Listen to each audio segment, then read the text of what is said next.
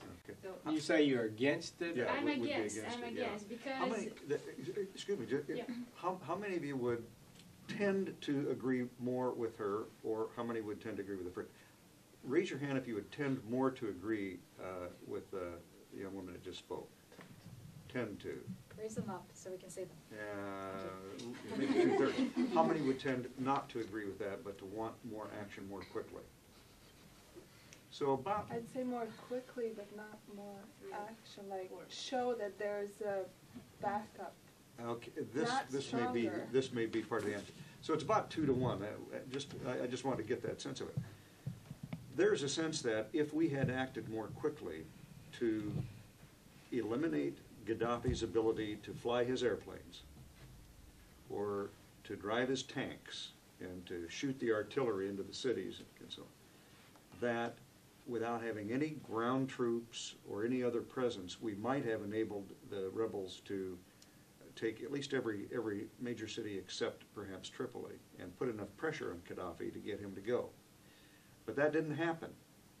And so it makes the question more difficult as to whether you come in later then, when the situation is much more difficult, and have to have more military presence. And as you've seen, neither the United States nor NATO seems willing to want to do that right now.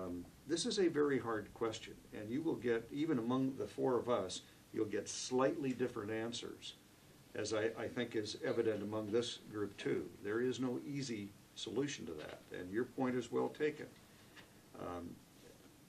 I think most of us would have rather seen quick action taken that wasn't very much action, but quickly. We might have been able to help the rebels, get Gaddafi out of there, but not have a big major footprint or presence, and not justify the kind of attitude then that other countries might take from the action, although it's always somewhat of a danger. Yeah. Can I just say, one of the things you'll be wrestling with in the years to come is NATO's role and effectiveness. Implicit in the gentleman's question seemed to be criticism of the United States. When we were asked to do this, Europeans and NATO have their own militaries. We are deeply engaged in Afghanistan and Iraq. If they're successful, that will be a great benefit to the whole world. Some of you won't say thank you because you've criticized it all consistently. But if it fails, I guess you can say it wasn't worth the effort. So these are historic things out there that are important, but NATO, the European economy is as large virtually as the American economy. You have advanced military. Why is it unnecessary that the United States lead this effort, I would ask? You have an answer? Yeah, I think I have an answer that many people might think that the U.S. In human psychology nowadays has a sort of a role of the leader.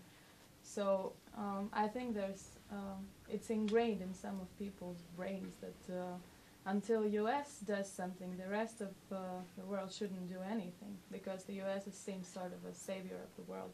But as for U.S., it's true for both U.S. and NATO that the organizations, however powerful, they are limited, and we have to sort out priorities. Right. Well, it's some kind of question. I continue the discussion. Have you taken, has USA, or I don't know, taken into the consideration that these, let's say, I don't know, Maghreb countries and Near East countries, except Israel, are quite against U.S. foreign policy? Like, they are not against U.S. people or their traditions or culture or, I don't know, Christianity or anything, but they are really, like, when you are making polls, then they say that they are really against a foreign policy of United States of America. So have you taken this into consideration to let European countries to act in this conflict or not? Let me just make a broader point about the U.S. I firmly believe that the U.S. is a force for good in the world, really is. Now, anytime you're a leader, anytime you're maybe a policeman of the world, people won't like that. People don't like that. But what I can, and we have these debates in the U.S. as well. You know, should we, shouldn't we? Should we go into Iraq? Should we go into Afghanistan? How much money are we spending? And obviously, as you're hearing the level of our fiscal deficit, how much can we afford to do? One thing I think that is very common within the U.S., though, is we want to support people seeking freedom. We want to support the democracy movement. We are very hopeful that that the Arab Spring, starting in Tunisia, then Egypt, and Libya, we want to see people succeed. I mean, I'm a very new senator. You should take from the fact that my second trip overseas as a senator, I came to the Baltics, because I think this is a very important region of the world. And what you're trying to accomplish here, as you're standing up your very new democracies, which, by the way, is a very difficult thing to do. This is not an easy thing to do. How do you go from a communist type of system to a democracy and make that work? It's very difficult. But what I want you to understand is, in America, no matter what political party, Republican or Democrat, we want to see people achieve freedom. We want to see people have successful economies. We want to see the world progress. And so no matter what you think about, how we've done it, whether we've been ham-handed sometimes, whether, we've had world support, our intentions are really very good. Our intentions are wonderful. I hope people around the world understand that about America. You can see that we really don't have an answer to the very first question, your question. It's too complex. There are so many different factors that cause the United States to decide to either enter or not enter a particular conflict, or how we do it. The cost of doing so today is an inhibiting factor, because we simply can't afford to do everything that we might have done in the past. We wish sometimes that our allies would do more. Our NATO allies do not spend enough on defense to have the capabilities. Here's the embarrassing thing: there was only one country that had the capacity for the refueling, the mid-air refueling that was required for these operations, the close-in support with two particular kinds of aircraft that the U.S. has that no other nation has. So there are unique capabilities that only the United States has. We wish our NATO allies could get a little bit more capability.